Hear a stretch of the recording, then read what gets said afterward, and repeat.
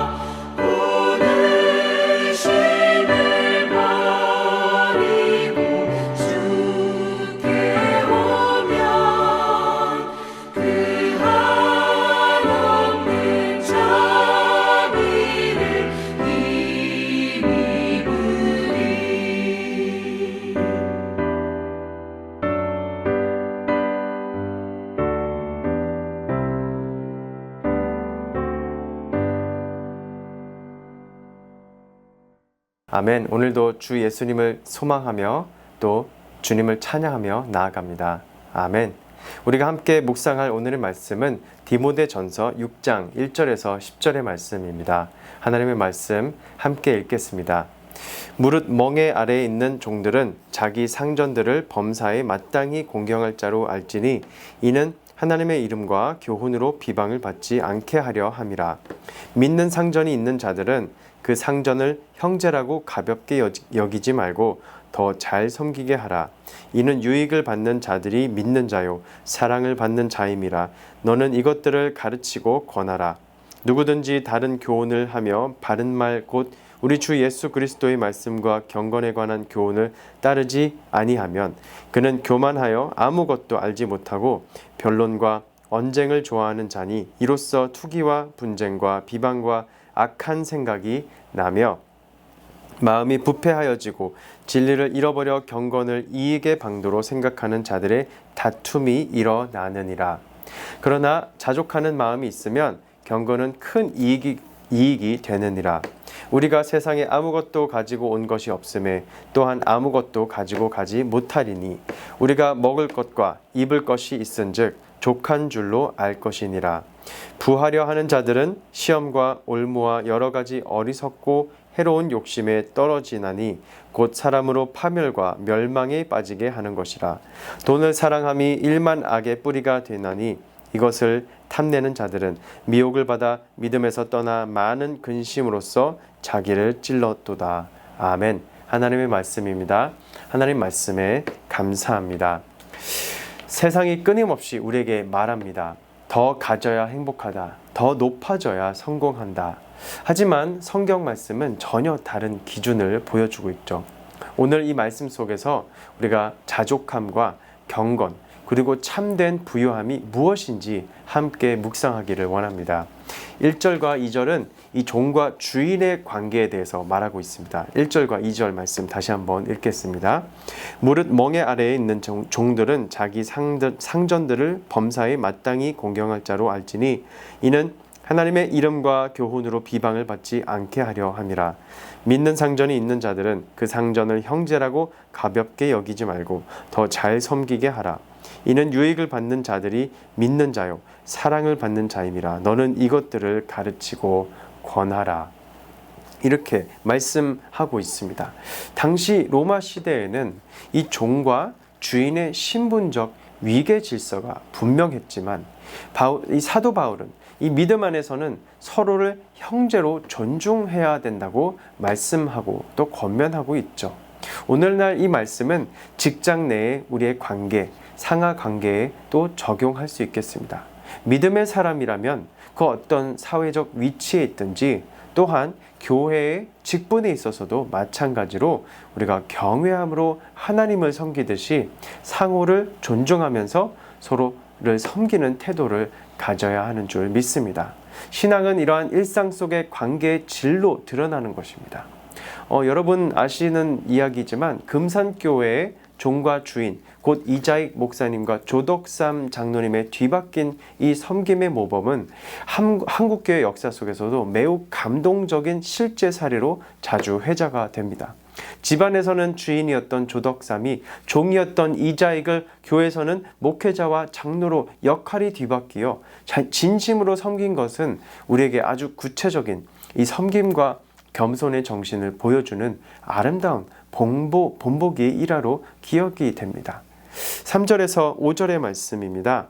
누구든지 다른 교훈을 하며 바른 말 곧 우리 주 예수 그리스도의 말씀과 경건에 관한 교훈을 따르지 아니하면 그는 교만하여 아무것도 알지 못하고 변론과 언쟁을 좋아하는 자니 이로써 투기와 분쟁과 비방과 악한 생각이 나며 마음이 부패해지고 진리를 잃어버려 경건을 이익의 방도로 생각하는 자들의 다툼이 일어나느니라.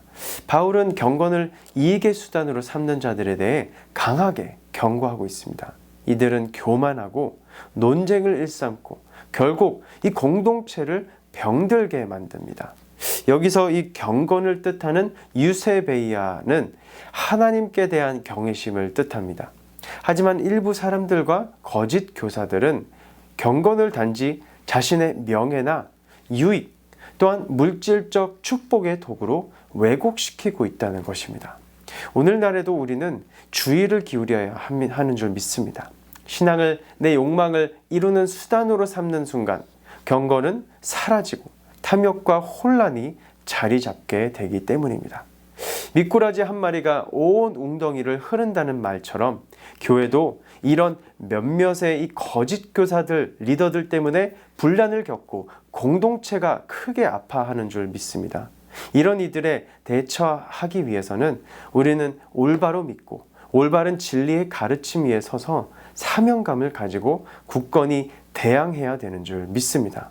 그러나 바울은 6절과 이 8절의 말씀에서 이렇게 말씀하고 있습니다.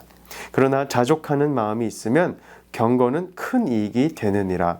우리가 세상에 아무것도 가지고 온 것이 없음에 또한 아무것도 가지고 가지 못하리니 우리가 먹을 것과 입을 것이 있은즉 족한 줄로 알 것이니라. 이것이 바로 성경이 말씀하는 부유함에 대한 말씀입니다. 자족하는 삶은 단순히 부족함을 참고 견디는 것이 결코 아닙니다. 자족은 하나님 안에서의 만족과 평안, 내게 있는 것으로 충분합니다라는 이 믿음의 선포와 선언을 하는 것인 줄 믿습니다. 아멘. 돈은 중립적입니다. 그러나 돈을 사랑함이 문제가 됩니다. 바울은 그것을 일만악의 뿌리라고 말씀하고 있습니다. 9절과 10절 말씀 다시 한번 보겠습니다. 부하려 하는 자들은 시험과 올무와 여러 가지 어리석고 해로운 욕심에 떨어지나니 곧 사람으로 파멸과 멸망에 빠지게 하는 것이라. 돈을 사랑함이 일만악의 뿌리가 되나니 이것을 탐내는 자들은 미혹을 받아 믿음에서 떠나 많은 근심으로써 자기를 찔렀도다 말씀하고 있습니다. 아멘. 이처럼 이 돈에 대한 욕심은 결국 사람을 시험에 들게 하고 믿음에서 떠나게 하며 많은 이 공동체로 하여금 고통으로 자기를 찔러 괴롭게 만들고 맙니다. 하나님보다 돈을 더 신뢰하고 사랑하면 우리는 결국 무너진 이 신앙과 공허한 인생을 경험하게 되는 것입니다. 사랑하는 성도 여러분, 하나님은 우리에게 이렇게 말씀하십니다. 경건함과 이 자족함이 참된 유익이라고 말씀하십니다. 오늘 우리의 마음은 이 무엇을 갈망하고 있는지 돌아보길 원합니다. 세상이 주는 욕심입니까? 아니면 하나님이 주시는 이 말씀 안에서의 참된 평안입니까? 오늘 하루 나의 신앙의 동기, 나의 삶의 목적, 그리고 나의 소비와 만족의 이 기준을 같이 이 말씀을 바탕으로 점검해 볼 수 있기를 바랍니다. 그리고 우리 함께 이렇게 고백했으면 좋겠습니다. 우리 답글에도 이렇게 함께 코멘트 해보시기를 바라는데요. 주님 한 분만으로 나는 만족합니다. 다시 한번 주님 한 분만으로 나는 만족합니다. 아멘. 주님 한 분만으로 오늘 만족하시는 여러분의 인생이 되시기를 축복합니다. 아멘. 함께 다음에 두 가지 기도 제목 가지고 기도하시겠습니다. 주님, 제 마음에 있는 세상의 탐심과 욕심을 내려놓고 자족함을 배우게 하여 주시옵소서. 또한 두 번째로 경건의 삶의 중심에 두고 삶의 관계와 태도 속에서도 우리가 주님의 사람답게 살아갈 수 있도록 인도해 주시옵소서. 함께 두 가지 기도 제목 놓고 함께 기도하시겠습니다. 고맙고 감사하신 하나님 아버지 감사드립니다. 사회생활을 비롯해 모든 삶에 필요한 우리의 바른 기준을 주시니 우리에게 감사드립니다. 주님, 누구를 만나든지 무슨 일을 하든지 주님께 하듯이 진실하고 한결같이 섬기게 하여 주시옵소서. 무엇보다 돈이 최고라고 현혹하는 이 세상에 우리가 휘둘리지 않게 하여 주시고 주님을 온 마음 다해 사랑하며 주님으로 인해 만족하는 우리 인생들 될 수 있도록 축복하여 주시옵소서. 이 모든 말씀 예수님의 이름으로 기도합니다. 아멘. 오늘도 주님 안에서의 자족과 경건, 이 두 단어가 오늘 여러분의 삶에 깊이 새겨지기를 축복합니다. 아멘.